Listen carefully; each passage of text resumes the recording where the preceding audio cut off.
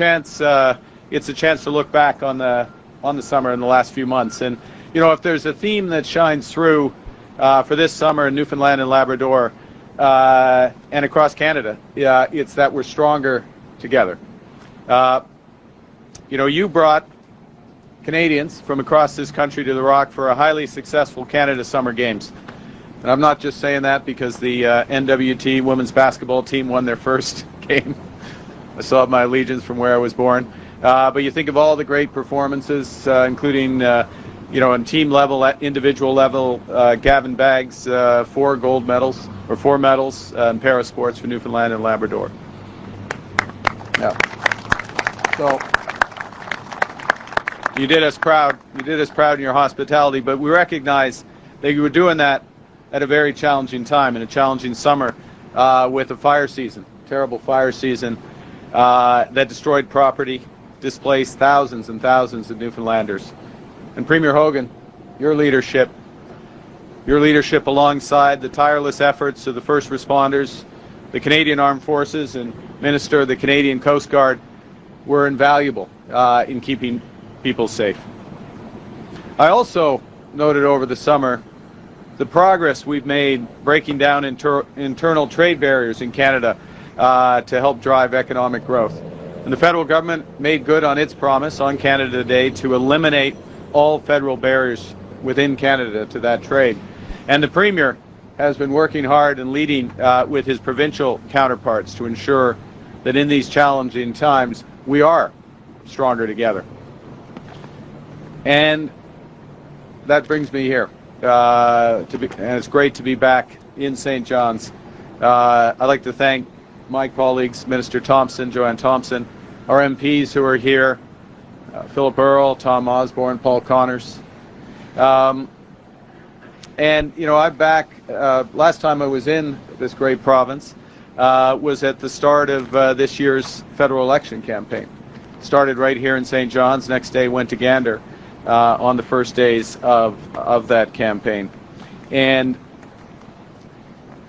on those days, I was reminded in a visit near the anniversary of 9/11. I were near the anniversary of 9/11.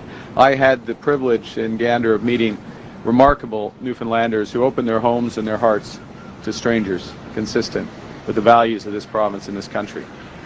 And the compassion and the resilience reflect the very best of this province. And they're real reminders, that resilience, that generosity of what makes our country strong. Now, we chose to be here today to talk about the future at one of the oldest shipyards in Canada. And a shipyard that's now proudly owned, led, and managed by local Indigenous leadership. And I especially want to welcome and acknowledge Chief Terry Paul of the Member 2 First Nation, Chief Jenny Brake of the Qalipu. Jenny, who started her career here as a welder. And this is a testament to what we can all do. And Sagama, Chief Joe from the Maniap Bugak.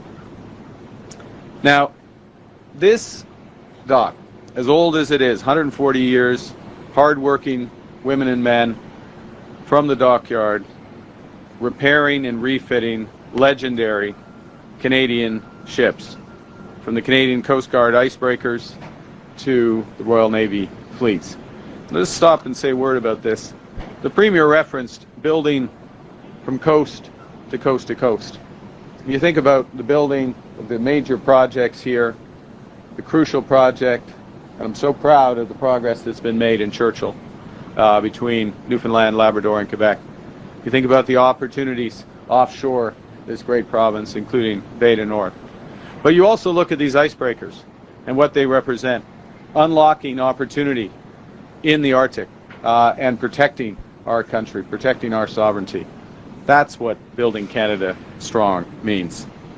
So whether it's the Cape Roger, the Judy Lamars, they are vessels that protect our sovereignty. They're also vessels that unlock the winter ice, unlock the contribution of this economy to Canada's $30 billion ocean economy. And they're vessels that are vital for the research that allows us to prepare and build for the future. And in doing so, New Dock creates good, high-paying, fulfilling careers for our skilled workers, our welders, our pipe fitters, boilermakers, and the other skills, just as Chief Jenny knows. And we know that shipbuilding isn't just central to our history and our character, it's essential to our future. But that future, that economic future for our country, is caught up in a storm. Caught up in a storm as the United States fundamentally reshapes all of its trading relationships. And to be clear, Canada currently has the best deal of any of the United States trading partners in the world. 85% of our trade with the United States has no tariffs. It's tariff-free. And we have the lowest average tariff rate of any country. But we've learned a lesson over the course of the last several months, is that our relationship with the U.S. is changing. And we can't rely on our most important trading relationship as we once did. You know, we can't control what other nations do, but we can control our destiny. So we're focusing on what we can control and building our economic strength right here at home.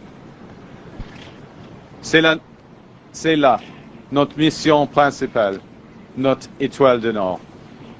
Le nouveau gouvernement du Canada est déterminé à bâtir l'économie la plus forte du G7. À cette fin, nous nous lançons dans un plan ambitieux visant à assurer une nouvelle ère de prospérité après avoir surmonté l'adversité. Notre nouvelle stratégie industrielle transformera notre économie, qui passera d'une dépendance excessive envers les États-Unis à une économie la plus résiliente face aux chocs mondiaux. Une nouvelle économie fondée sur les bases solides des industries canadiennes et soutenue par des partenaires mondiaux diversifiés. Just last Friday, in Mississauga, I announced a series of new and comprehensive measures to protect, build, and transform our strategic industries so they can prosper in this new global economy. These measures are, they're wide-ranging and they're flexible, they're focused on the future. And the first thing we focused on was measures so that Canadian workers can develop the skills for those new high-paying careers that those nation-building projects that Premier and I referenced will create. And we shouldn't underestimate, I'll stop here, shouldn't underestimate just how many jobs will be created, for example in Churchill, as it's built out, on top of the over $225 billion of revenues that come to this province as it operates over decades. So we start with workers, we start with retraining, we start with building. And then we go to those industries and we give them the opportunity to pivot to new products and markets with a $5 billion new strategic response fund. The third thing is we've introduced a comprehensive Buy Canadian policy. So we're modernizing all of Canada's public procurement to prioritize public and Canadian suppliers. Because it's time that we become our own best customer, buying Canadian to build Canadian. So your government will buy in this province and across this country. Fourth, you know, there's some businesses that are very acutely impacted by these U.S. tariffs, and they need immediate liquidity relief. They need immediate funds in order to adjust. And that's the case for the steel and aluminum industries. These are world-class industries. But they're enduring punishing U.S. tariffs. And these impacts are being felt far and wide, including out here on the East Coast. So our liquidity facilities give businesses the support and the time that they need to position themselves for the future. And lastly, this will be my principal focus today, we're strengthening supports for our medium and small businesses. In March, we announced the Regional Tariff Response Initiative, $450 million across the country to support SMEs directly or indirectly impacted by those U.S. tariffs. And the idea is so these companies can step up and diversify their products, diversify their markets, adopt new technologies, become more competitive. And last week, I announced that we'd increase the funding for this from $450 million to $1 billion. Not just that, we'd extend the repayment periods for up to 9 years and provide new non-repayable contributions of up to $1 million across all sectors, so from seafood through to IT. And today I'm proud to announce that $80 million of that funding will be dedicated to businesses right here in Atlantic Canada.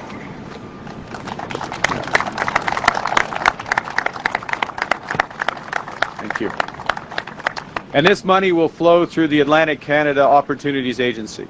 We'll fund small and medium-sized businesses across the region, help them not just to invest, not just to endure, but to thrive.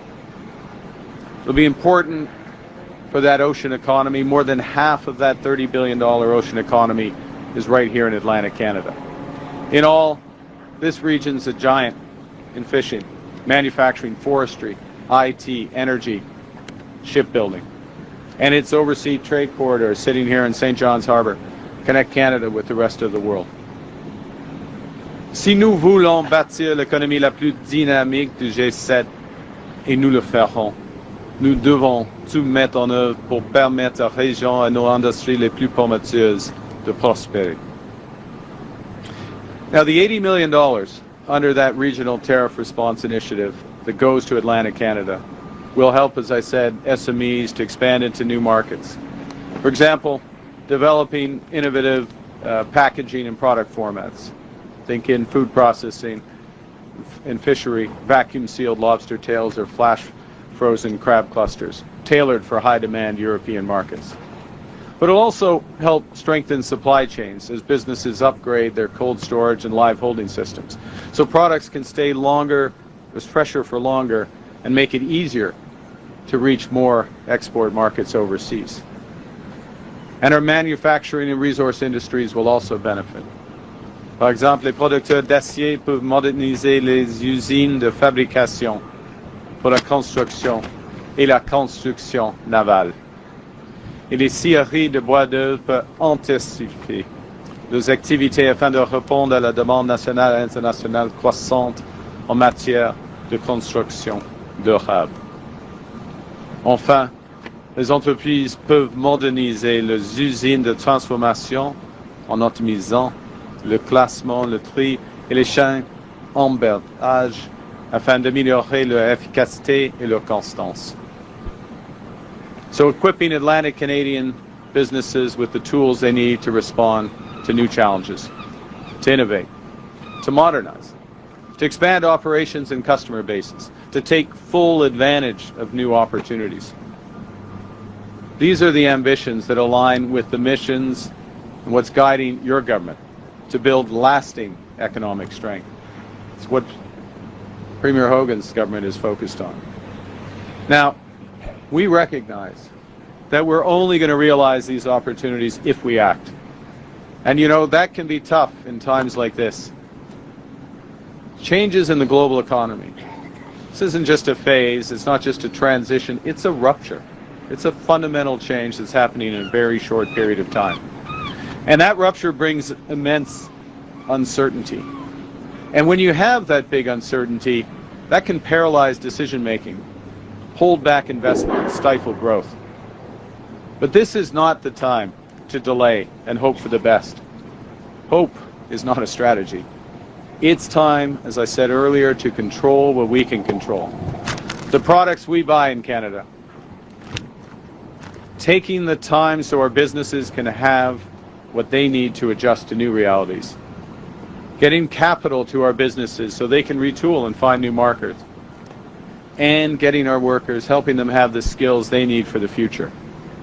Because when our businesses take calculated risks rather than face unknowable uncertainties, our builders, our innovators, our entrepreneurs thrive, and all of Atlantic Canada and the whole of the country rises with them, with higher wages and a brighter future.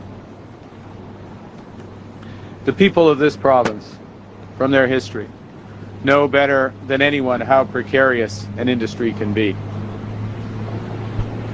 You know that the forces can change overnight and change everything. We are clear-eyed. Canada's new government is clear-eyed about the scale and the speed of the forces currently at play outside our shores. So we're empowering Canadians to shape our own destiny, to build the future we want, an economic future that's not reliant on one trading partner, but built on strong Canadian industries, powered by strong Canadian demand, and bolstered by new international trading partners. So we're making the major investments to ensure our industries, our businesses can bridge to that future, seize opportunities, so we can create that rising tide that lifts all boats. A global leader in food, in fishing, in shipping, in defense, in IT, and in energy. Because Canada has what the world needs, and we have the values